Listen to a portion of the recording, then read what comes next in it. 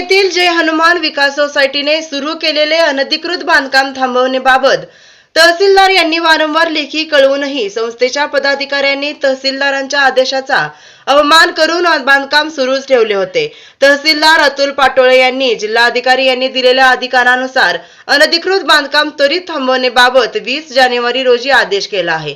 संस्थेने बांधकाम सुरू केलेले क्षेत्र रीतसर बिगर शेती केलेले नाही, शासकीय मोजणी करून चतुर्सीमा निश्चित केलेल्या नाहीत, माननीय उपविभागीय अधिकारी मिरज यांच्या जमीन विक्री आदेशातील अटींचा भंग केला आहे, नगर रचना कायद्यातील तरतुदीनुसार रेखांकन नकाशा मंजूर करून घेतलेला नाही, अनधिकृत बांधकाम थांबवण्याबाबत निर्देश दिलेले होते परंतु सदरचे निर्देशही संस्थेने पाळलेले नाहीत। राजकीय दबाव आणून संस्थेच्या संचालक मंडळाने जबरदस्तीने अनधिकृत बांधकाम सुरूच ठेवले आहे।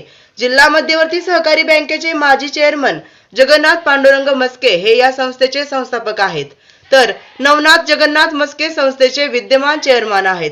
सदर प्रकरणाची चौकशी करून अनधिकृत बांधकाम हटवण्याबाबत नियमाप्रमाणे आवश्यक कारवाई व्हावी, तसेच तहसीलदार तासगाव यांच्या आदेशाचा अवमान करून केल्याप्रकरणी रीतसर गुन्हा दाखल करण्यासाठी संबंधितांना योग्य ते आदेश व्हावेत अशी विनंती पालकमंत्री यांना दिलेल्या निवेदनात बाबासाहेब पाटील यांनी केली आहे।